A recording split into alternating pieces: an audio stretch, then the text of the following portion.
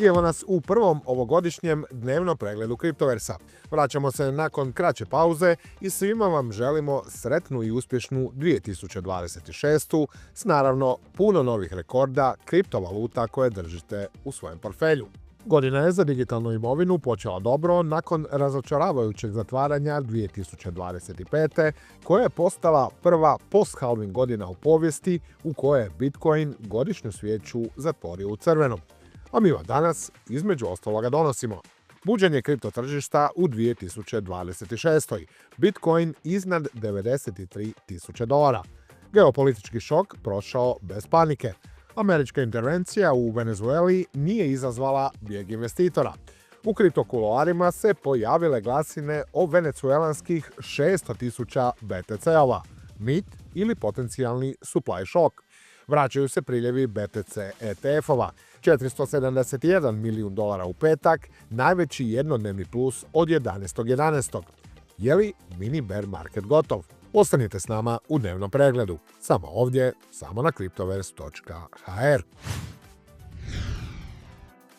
Ponedjeljak je kriptoinvestitorima tako donio malo olakšanja nakon što je BTC po prvi puta od 11.12.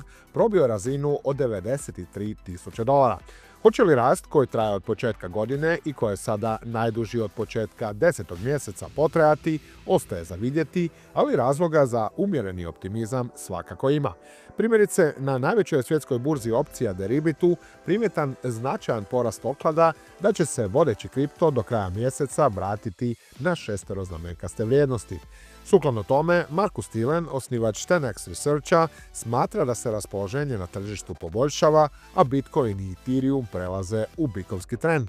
Thielen očekuje da će se prodaja uzrokovana poreznim rebalansiranjem sada smanjiti, što će dodatno stimulirati cijene. Naime, investitori sa sjedištem u SAD-u navodno su u dobrom broju likvidirali svoje kripto posjede s gubitkom kako bi smanjili ukupne porezne obveze nastale na prodaji profitabilne imovine, a nje je prošle godine bilo.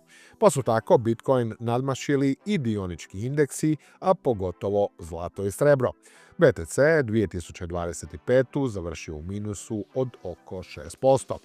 Optimizam bude i američki spot Bitcoin ETF-ovi koji su godinu počeli snažno i u petak zabilježili $471 milijun priljeva, što je najveći jednodnevni plus od 11.11. Analitičari često priljeve ETF-ova smatraju pokazateljem raspoloženja glavnih investitora prema toj klasi imovine, kao i potencijalnim signalom kratkoročnog smjera cijena. Inače, unatoč u konačnici prilično lošoj godini za kripto, pogotovo s obzirom na posljednji kvartal od kojeg su mnogi toliko očekivali, investicijski proizvodi u digitalnu imovinu u totalu su privukli oko $47 milijardi u 2025. što je tek nešto manje od iznosa iz 2024.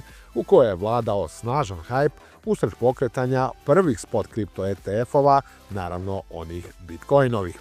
Tada su priljevi iznosili $48,7 milijardi.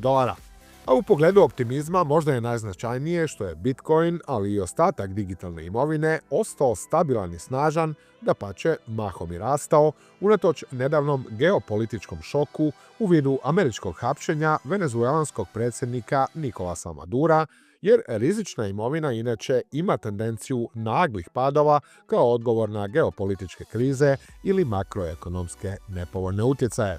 Kako su to primijetili analitičari CryptoQuanta, investitori su djelovali oprezno, ali ne i bojažljivo usred tog posljednjeg stresa. Panična je prodaja odsutna i nema znakova velikog priljeva BTC-a na burze, kažu iz CryptoQuanta.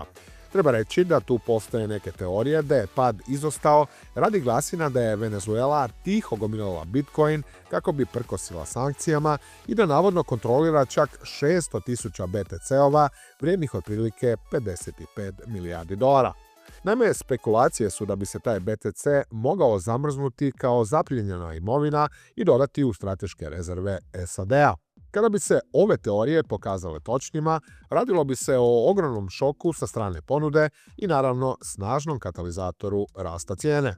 No ovdje treba izričito napomenuti da se radi o neprovjerenim glasinama, baš kao i o neprovjerenim, a s pravnog aspekta i prilično suspektnim teorijama, da bi kada bi Caracas i ležao na toj količini bitcoina, Sjedinjene države doista išle u zapljenu.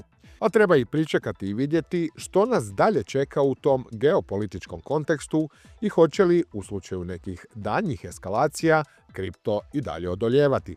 Jer pitanje je slijede li sada američke intervencije na Kubi, u Kolumbiji ili možda i u Iranu. Potom, što će poduzimati Kina?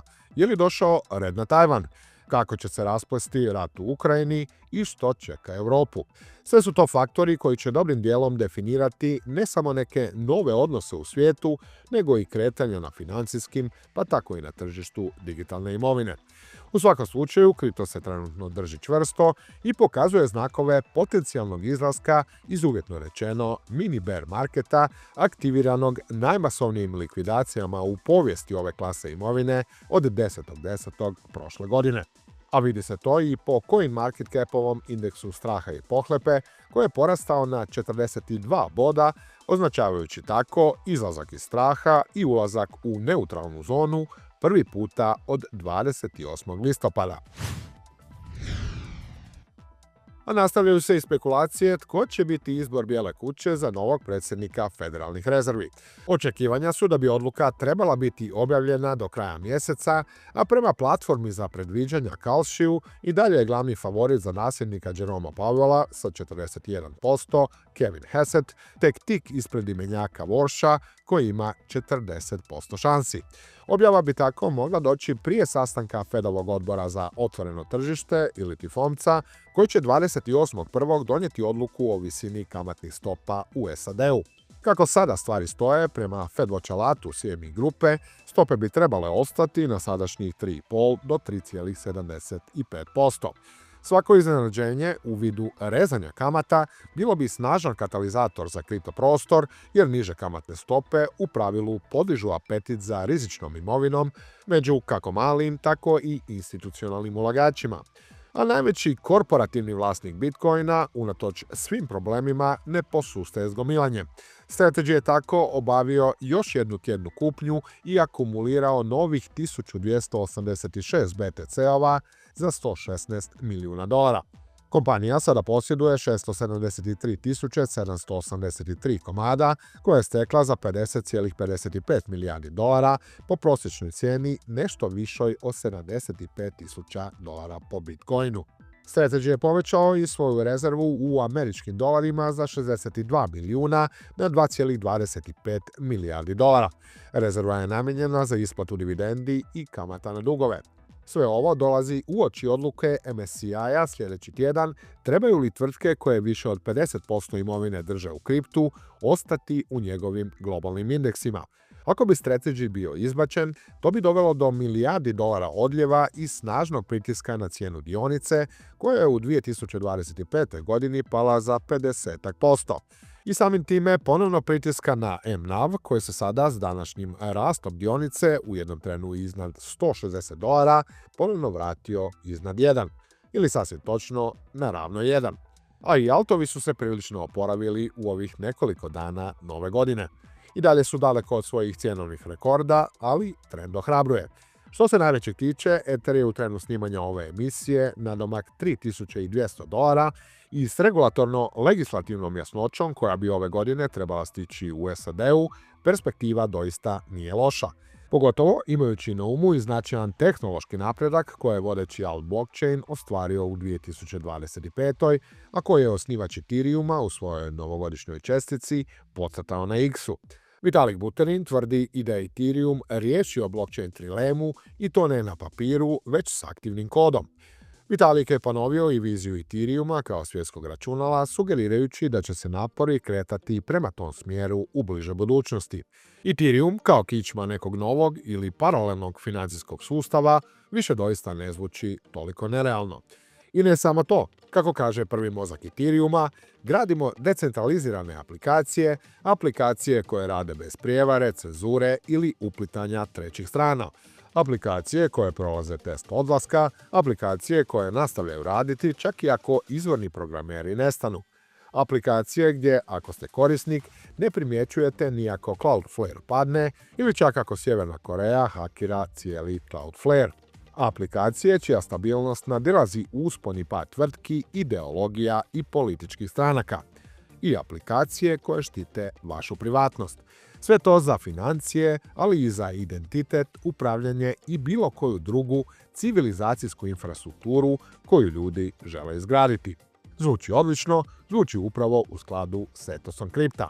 A XRP je preskočio BNB i ponovno postao treća najveća kriptovaluta po tržišnoj kapitalizaciji, ako ne računamo stablecoine ili konkretno Tetherov USDT. S cijenom od $2.17 XRP je u plusu 20% od početka godine, a njegovi su američki spot ETF-ovi nastavili privlačiti kapital, produživši svoj niz priljeva od $1,18 milijardi na 29 uzastopnih trgovačkih dana unatoč nestabilnim tržišnim uvjetima. Istovremeno, stanja XRP-a na burzama pala su na najnižu razinu od 2018. što signalizira smanjenu likvidnost na strani prodaje, a samim time i mogući pozitivni utjecaj na cijenu. BNB je na $906 s dnevnim rastom od 2, a tjednim od 6,5%, a Sol je u 7 dana skočio za 10% na $136. Tronov TRX je na 29 centi, a Doge na 14, s tim da je vodeći meme u tjedan dana rastao 20%. Spomenimo i 11. plasiranu ADU, s obzirom da je Cardano zajednica izglasala odobrenje financiranja integracija stablecoina, što bi mogao biti korak prema dodatnoj popularizaciji tog blockchaina. Naime, Cardano time rješava dugogodišnji problem i nedostatak koji je prema mnogima znatno kočio rast ekosustava. A da je na krilima te vijesti, ali i općeg poboljšanog sentimenta na tržištu, skočila na 41 cent ili gotovo 4% na dnevnoj razini. No, konteksta radi, treba reći da je ta cijena miljama, ili ako ćemo konkretno, 86% udaljena od svog all-time high-a od $3.10. I bilo bi to sve za danas. S altovima smo stigli do kraja još jednog dnevnog pregleda. Ako vam se video svidio, stisnite like, ostavite komentar, a neće biti loše ni ako kliknete subscribe. Pratite nas i na našim društvenim mrežama, a prije svega na portalu cryptoverse.hr. Lijep pozdrav!